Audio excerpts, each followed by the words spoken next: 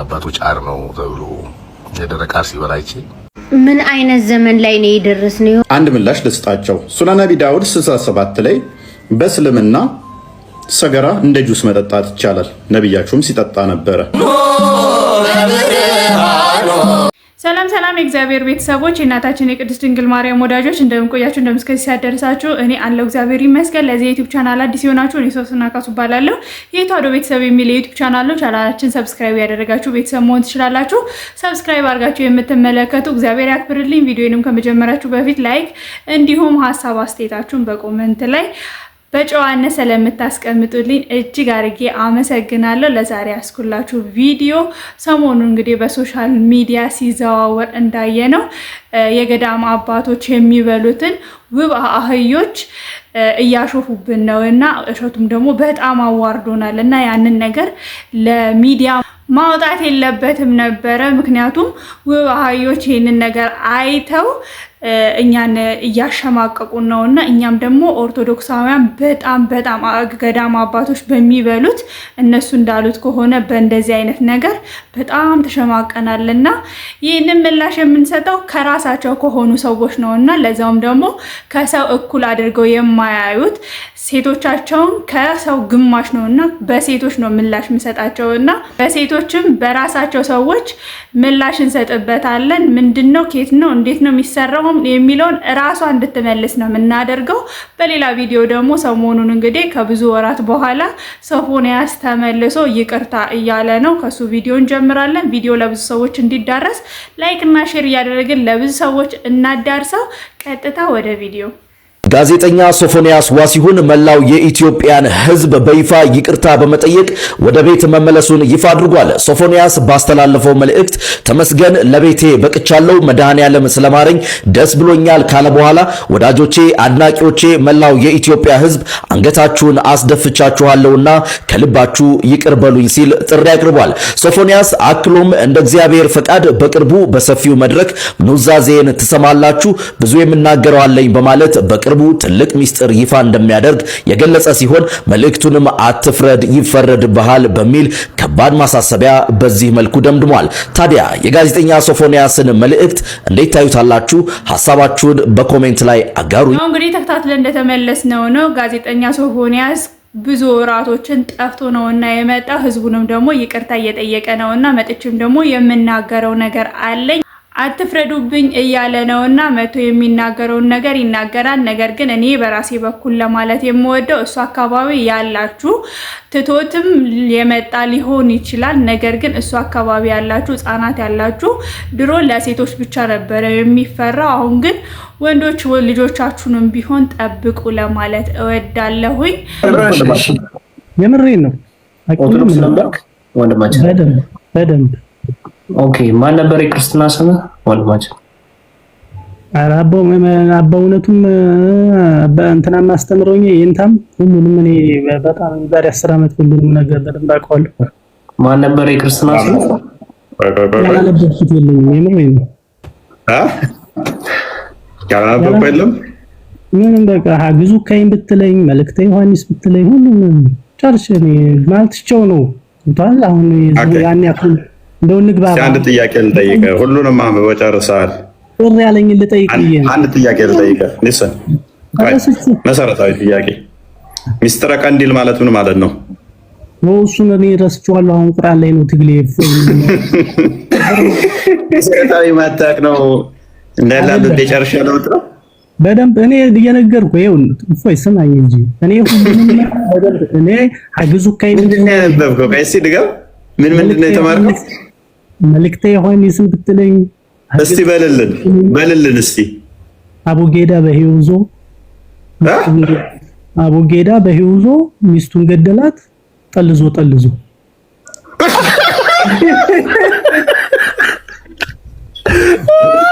ይሄ ለመሐመድና ለአይሻ ሳይሆን አይቀርም። ይሄ ለመሐመድና ለአይሻ ነው። አረ ድገመው። ይሄማ የኔታ ጋር ተምሯል። እውነትም ድገመው። አቡጌዳ በህይወዞ ሚስቱን ገደላት ጠልዞ አቡጌዳ ታውቀዋለህ መቼም? አቡጌዳ በፊዞ ሚስቱን ገደላት ጠልዞ ይሄ በጣም ነው በቃ ተምሯል እንዳለ ጨርሷል። መልእክተ ዮሐንስ ነው እንግዲህ መልእክተ ዮሐንስ ነው ይሄ ያውም እኮ መልእክተ ዮሐንስ ነው። አቡጌዳ በፊዞ ሚስቱን ገደላት ጠልዞ ወንጌል ነው የሰበከው። ይሄንን ብቻው ነው የወጣሁት። ለዛ ነው እኔም ክርስትና ነው። ኧረ ድገም፣ ሌላም ድገም እስኪ። ሌላ ደግሞ ተማርከው ሌላ የተማርከው አሁን ጥያቄ ልጠይቅ ቅር ያለኝ። ኧረ አንድ ድገመን አንዴ ብታስተናግዱን። ቆይ ምሁር ገብቶ እዚህ በጣም እኮ ተቸገርን እንዳለ። አንድ ድገም። ሁሉንም ነገር አውቀዋለሁ አነበብኩ። ሁሉንም ታውቃለህ። ሚስቱን ገደላት ጠልዞ የሚል ከመሐመድ ዳሪ ላይ አንብባ ይሆናል እንጂ መጽሐፍ ቅዱስም ላይ የለም። የትኛውም የቤተክርስቲያን አስተምህሮ እንደዚህ አይነት ነገር አለ። መጽሐፍ ወንድምህ እኮ ነው ያለው ጠልዞ አነበብኩ የሚለን። እስኪ ሌላ ድገም። ውብ አህዮች እንደዚህ ናቸው። ውርደታቸውን አያችኋ? ውብ አህዮች እንደዚህ ናቸው። እለት ይዋረዳሉ። ይሄን አሁን ፖለቲካ መስራቱ ነው። በስቤት እኔ ኦርቶዶክስ ነበርኩ አለ። ያላነበብኩት መጽሐፍ የለም አለ። ዝም በጣም ክርስትና ስም ሲባል ረስቼዋለሁ አለ። ሚስጥረ ቀንዲል ረስቼዋለሁ አለ። ትምህርተ ዮሐንስን ጨርሻለሁ አለ። ምንድነው እስቲ በል ሲባል አቡጌዳ ምንዙ ሚስቱን ገደላት ጠልዞ እንደዚህ አይነት ውብ አህዮች ያብዛልን። ምንዝናናባችሁ ስለሆናችሁ ውብ አህዮች አንቀየማችሁ፣ መዝናኛችሁ ስለሆናችሁ ማለት ነው። ጤናማ ጭንቅላት ያለው ሰው ውብ አህዮችን አይከተልም። ደግሞ እንዳለ አንብቤ ጨርሻለሁ። የክርስትና መጽሐፍ ይለናል። ሚስቱን ገደላት ጠልዞ የሚል ነው አነበብኩት። መልእክተ ዮሐንስ እኮ ፊደል ላይ ራሱ ያለ ነገር እኮ እንኳን ቤተክርስቲያን መሄድ አይጠበቅበትም ነበርና የኔታ ጋር ሳትሄድ ማወቅ የሚገባ ነገር ነው። በጣም ታሳዝናለህ። ግን የዚህን ያህል መዋሸት ግን በጌታ ስም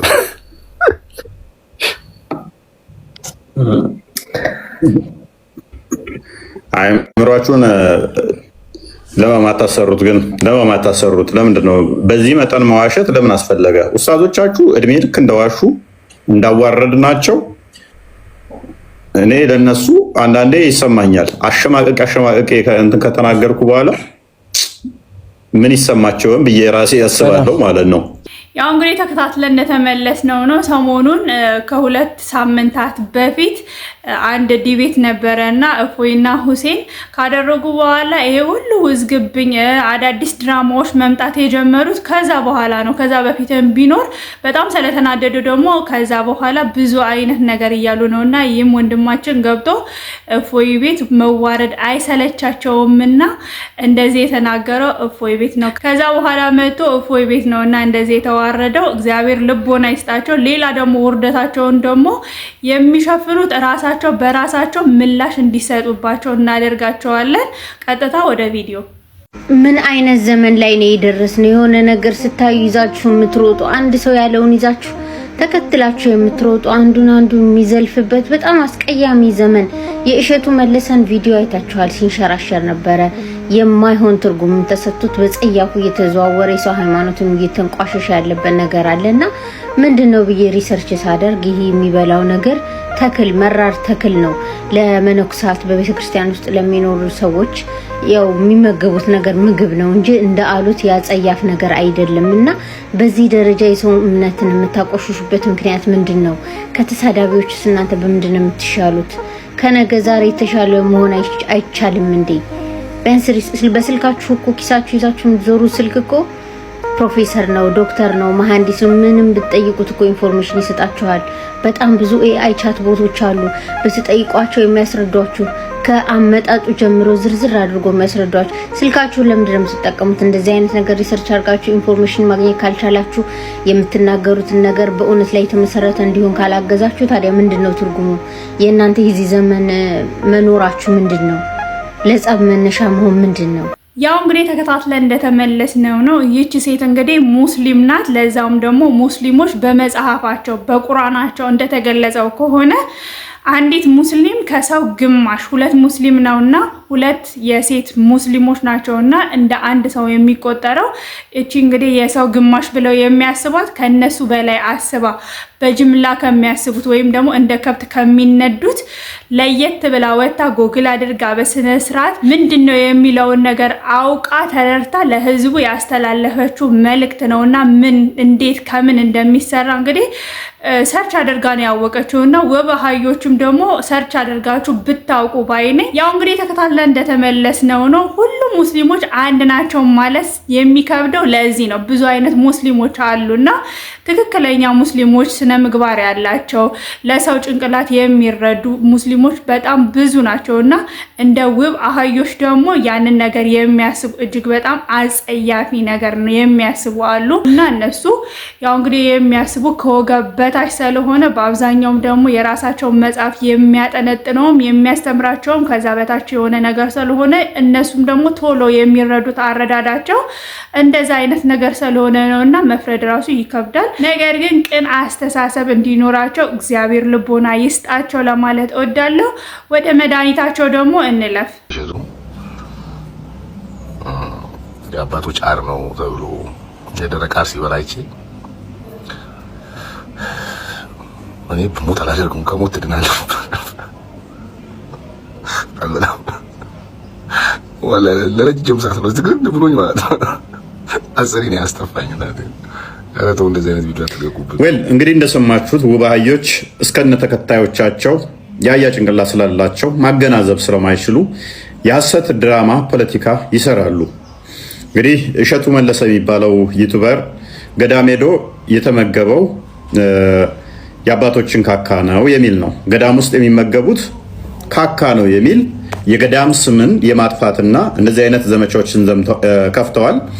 በጣም የሚገርመው ንጽጽር የሚሰሩት እንዳለ ለቀውታል ማለት ይቻላል። እንዲሁም ደግሞ ትልልቅ ኡስታዞች እነ ራማ ሚዲያን ጨምሮ እነ ሙራድ አጋርተውታል። በገዳም ውስጥ የሚበላው ካካ ነው የሚል ማለት ነው። በጣም ነውር ሁሉ ነውር ነው። እሸቱ መለሰ የሚባለው ዩቲዩበሩ ዩቲዩብ ላይ እንደዚህ ብሎ ነው ያስተላለፈው። ቋርፍ ነው እንጂ ያለው ሰገራ ይበላል አላለ። እዚህ ነው ቋርፍ የምንቀምሰው። ቋርፍ ምንድን ነው? ምን ይመስላል? በአይናችን እናየዋለን። ቋርፍ የሚዘጋጀው ጣበሌ ገመሎ ይባላል። እነሱ ጣበሌ በመጀመሪያ ይቆፈራል። ከተቆፈረ በኋላ ይቀቀላል። ከተቀቀለ ይደርቃል። ከደረቀ በኋላ እንደመጠኑ ጥቃቅን ከሆነ 7 ቀን እዛም 3 ቀን ወፈር ያለ ትላልቅ የተከተፈ ከሆነ እስከ 12 ቀን ይነከራል። ከዛ በኋላ በጎተራ ይገባል። የዓመት ቀለቡ ለማህበሩ ይቆፈርም ከመስከረም 12 እስከ ጥቅምት 12 ያው ለቁመተ ስጋ ነው። ብዙም እንግዶት የለውም። መራራ የተደረገው ለምንድን ነው? የክርስቶስ መከራ የዕለተ ዓርቡን ሐሞቱን ለማሰብ አባቶቻችን ቅዱሳን ይህን እየተመገቡ የክርስቶስ መከራ ያስታውሱበት ነበረ። ወል እንግዲህ እንደሰማችሁት በገዳም የሚኖሩ አባቶች በረከታቸው ይደርብንና የሚመገቡት ቋርፍ እንደሆነ እንዴት እንደሚሰራም ተናግረዋል። ቋርፍ ምንድን ነው? እንዴት ነው የሚሰራው? ይበልጥ ማብራሪያውን አድምጡ። ቋርፍ የሚባለው ታሪኩ ይሄ ነው። ቋርፍ የሚባለው ሁለቱም ነው ወይስ የቷን ቋርፍ ነው የሚሰራ?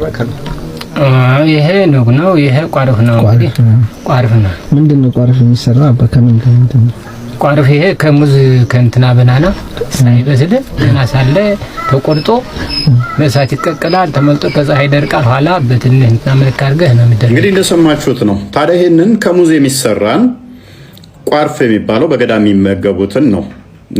አባቶች ገዳም ውስጥ የሚበሉት ሰገራ ነው ካካ ነው እያሉ ዋብዮች ውባህዮች የሚሳለቁት የሚዋሹት የሚቀጥፉት። ውድ ሙስሊም እህት ወንድሞቼ ኡስታዞቻችሁ በዚህ መጠን ለምንድን ነው ነውረኞችና ሐሰተኞች የሆኑት? ውሸተኛና ወራዶች ለምንድን ነው የሆኑት? በሐሰትስ የሚመለክ እውነተኛ ፈጣሪ ያለ ብላችሁ ታምናላችሁ? እንደነኛ አይነት ቆሻሾችንስ ለምን ትከተላላችሁ? አሁን ላይ ብዙ ሙስሊሞች ነፍሳቸውን እያዳኑ ነው። ኡስታዞቻቸው በተለይም ንጽጽር በሚሰሩ ወራዳ ውሸታም ድራማ በሚሰሩ እያፈሩ ወደ ክርስትና እየመጡ ነው። ዛሬም ይህንን የምትሰሙ እንግዲህ ሙስሊሞች ብዙዎች አይታችሁታል። ይህንን ቪዲዮ ቆራርጠው በገዳም የሚመገቡት ካካ ነው ብለው ዋሽተውብናል። ይህም ባየማየት ብቻ እነኝን ባለመከተል ህይወት ወደሚገኝበት ወደ ክርስቶስ ትመጡ ዘንድ ጥሪ ያቀርብላችኋለሁ።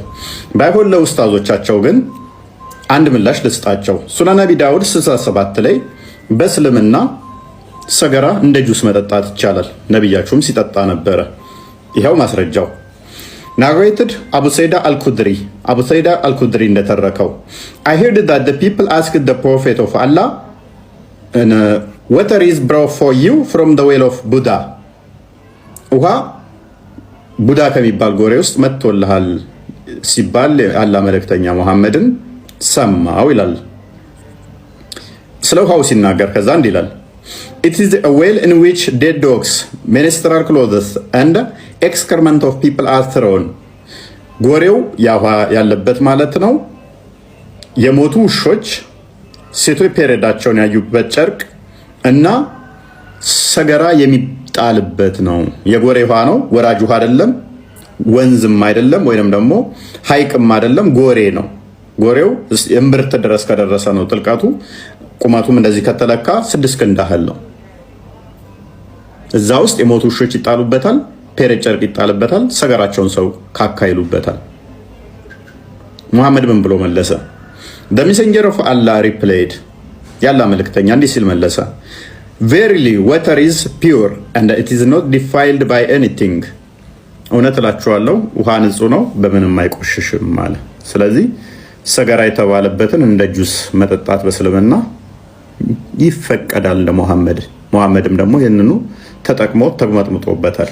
ያው እንግዲህ ተከታትለን እንደተመለስነው ነው እፎይ ማለት የውብ አህዮች መድኃኒት ነውና አስረግጦ ነግሯቸዋል ከየት እንደሚሰራ እንዴት እንደሚሰራ። ነገር ግን ሳያውቁት ቀርቶ አይመስለኝም እኛን ለማሸማቀቅ እኛ የምንሸማቀቅ መስሏቸው በጣም አዋረደን። እሸቱ በጣም አፍረናል በእናንተ ቤት ማለት ነው።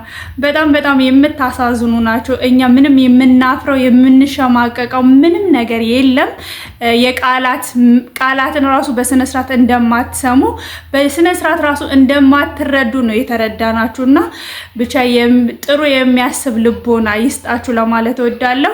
ለዛሬ አዘጋጅቼ ያቀረብኩላችሁ ቪዲዮዎች እነዚህን ይመስላሉ። እስከ ቪዲዮ መጨረሻ ስለተከታተላችሁኝ አመሰግናለሁ። ስትገቡ ሰብስክራይብ እና ላይክ ያላደረጋችሁ አሁን ሰብስክራይብ እና ላይክ እንድታደርጉ በትህትና ጠይቃችኋለሁ።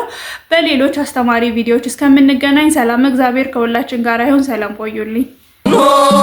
በብርሃኑ ተመላለሱ የፍቅርን ሕይወት እንድትለብሱ